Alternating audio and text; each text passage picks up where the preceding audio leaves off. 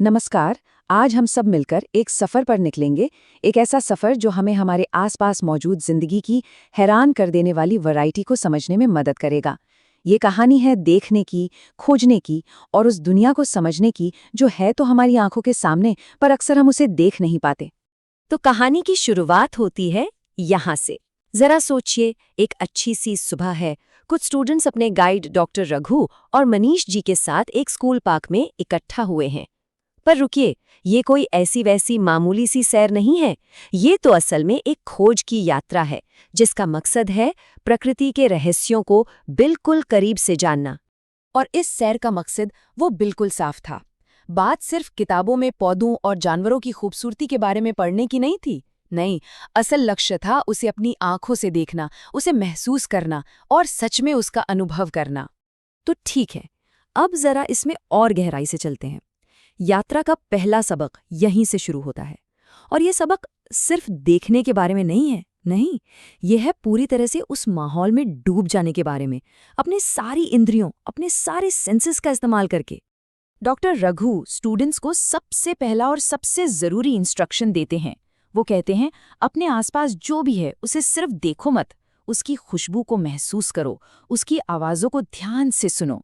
सच कहूं तो प्रकृति से जुड़ने का ये पहला कदम था। फिर मनीष जी सबसे कहते हैं, बिल्कुल शांत हो जाओ और सिर्फ सुनो। जरा सोच कर देखिए उस पल को जब सारा शोर बंद हो जाए और सिर्फ प्रकृति की आवाज़ें सुनाई दें, हवा के चलने की, पत्तियों के सरसराने की और पंछियों के चहचहाने की। स्टूडेंट्स ने बिल्कुल यही महसूस किया। और फिर अचानक एक स्टूडेंट के मुंह से निकलता है, वाओ, अरे, हर पंछी की तो अपनी एक अलग ही आवाज है। ये कितनी कमाल की खोज थी, है ना, कि हर पंछी का गीत, उसकी चहचहाहट बिल्कुल अलग होती है।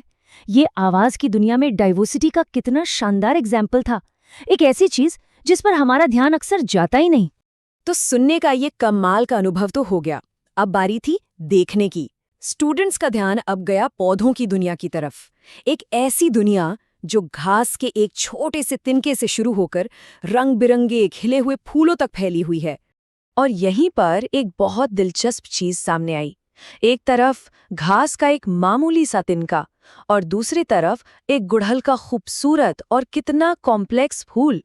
देखा जाए तो दोनों ही पौधे हैं, लेकिन अरे वाह, इनकी बनावट में तो जमीन आसमान का फर्क है। अब बात सिर्फ देखने तक नहीं रही। स्टूडेंट्स ने जो कुछ भी देखा उसे सिस्टमैटिक तरीके से रिकॉर्ड करना शुरू कर दिया। उन्होंने हर पौधे के तने को छुआ, देखा क्या ये नरम है या सख्त है, पत्तियां कैसे लगी हुई हैं, क्या वो एक के बाद एक निकल रही हैं या फिर जोड़ों में हैं। तो पता ये चला कि पौधों में जो डाइवर्सिटी है वो कई अलग अलग लेवल्स पर है। उनका तना कैसा है, पत्तियों का अरेंजमेंट क्या है, फूलों का रंग और साइज कैसा है, और तो और पूरे पौधे का ओवरऑल साइज क्या है। ये सारी चीजें मिलकर ही तो पौधों की इस कमाल की दुनिया को बनाती हैं। अच्छा, तो पौधों की दुनिया तो देख ली। अब स्टूडेंट्स ने अपने चारों तरफ हो रही हलचल पर ध्यान देना शुरू किया। पेड़ों पर, फूलों पर, जमीन पर, अरे, हर जगह तो जिंदगी थी। जानवरों के संसार की खोज अब शुरू हो गई थी। और देखते ही देखते उनकी लिस्ट भरने लगी। पेड़ों पर चहचहाते पंछी, फूलों के इर्द गिर्द नाचती रंग बिरंगी तितलियां, एक डाल से दूसरी डाल पर छलांग लगाते बंदर और जमीन पर एक लाइन में चलती हुई चींटियां। मतलब हर जगह कुछ न कुछ दिलचस्प देखने को मिल रहा था। जैसे पौधों को समझा, बिल्कुल वैसे ही उन्होंने जानवरों की खासियत को भी नोट किया। भाई, ये रहते कहाँ हैं, खाते क्या हैं और चलते कैसे हैं। कौवा उड़ता है, चींटी रेंगती है और मेंढक फुदकता है। जरा सोचिए, सिर्फ चलने फिरने में ही कितनी वैरायटी है। अब इतनी सारी इन्फॉर्मेशन इकट्ठा हो गई, लेकिन इसके बाद एक बहुत बड़ा सवाल सामने आया। इतनी सारी वैरायटी, इतनी अलग अलग चीज़ों को आखिर समझा कैसे जाए, उन्हें ऑर्गेनाइज कैसे करें। और बस यहीं से साइंस का एक बहुत ज़रूरी प्रोसेस शुरू होता है।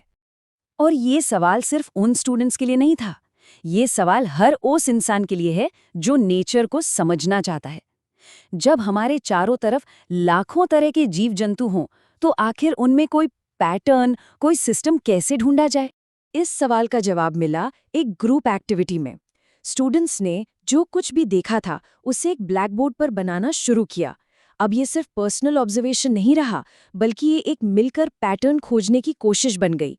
और ये चीज हमें क्लासिफिकेशन यानी वर्गीकरण के साइंटिफिक तरीके को बड़े ही शानदार ढंग से समझाती है।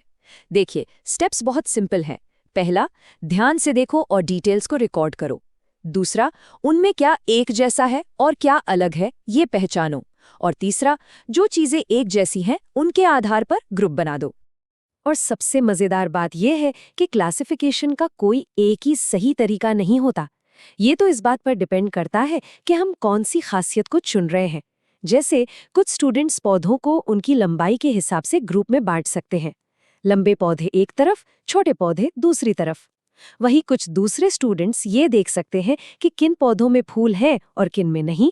तो चलिए, अब हम इस पूरी चर्चा के आखिरी और सबसे अहम हिस्से पर पहुंचते हैं। वो हिस्सा जहां ये सारे छोटे छोटे ऑब्जर्वेशंस मिलकर एक बड़े और बहुत जरूरी साइंटिफिक आइडिया को जन्म देते हैं। और वो आइडिया है बायोडाइवर्सिटी, यानी जैव विविधता। देखिए, ये सिर्फ एक भारी भरकम शब्द नहीं है। इसका सीधा सा मतलब है किसी एक जगह पर पाए जाने वाले अलग अलग तरह के पौधे, जानवर और दूसरे जीव। इस नेचर वॉक में जो कुछ भी देखा गया वो सब इसी बड़े आइडिया का एक छोटा सा हिस्सा था। लेकिन बायोडाइवर्सिटी का मतलब सिर्फ अलग अलग स्पीशीज की एक लिस्ट बना लेना नहीं है। ये समझना भी बहुत जरूरी है कि हर एक जीव, चाहे वो कितना भी छोटा क्यों ना हो, अपने माहौल में एक जरूरी रोल निभाता है। ये सब एक दूसरे से जुड़े हुए हैं। इसे ऐसे समझिए, पेड़ पंछियों को रहने के लिए घर और खाने के लिए भोजन देते हैं। वहीं जब जानवर फल खाते हैं तो वो अनजाने में ही बीजों को दूर दूर तक फैला देते हैं, जिससे नए पौधे उगते हैं। ये एक तरह का जिंदगी का जाल है जहां हर कोई जिंदा रहने के लिए एक दूसरे पर निर्भर है। तो सबसे जरूरी बात जो हमें सीखने को मिलती है वो ये है कि इस कमाल की दुनिया को समझने की शुरुआत बहुत ही सिंपल है, बस ध्यान से देखने से। कोई भी अपने आसपास की दुनिया को गौर से देखकर एक नेचुरलिस्ट बन सकता है और इसकी खूबसूरती को सराह सकता है। और यहीं पर हम एक आखिरी सवाल के साथ रुकते हैं। इस नेचर वॉक से जो सबक मिले, अगर उन्हें अपने आसपास देखें तो कौन सी हैरान करने वाली डाइवर्सिटी देखने को मिल सकती है? क्योंकि सच तो ये है कि खोज का ये सफर कभी खत्म नहीं होता।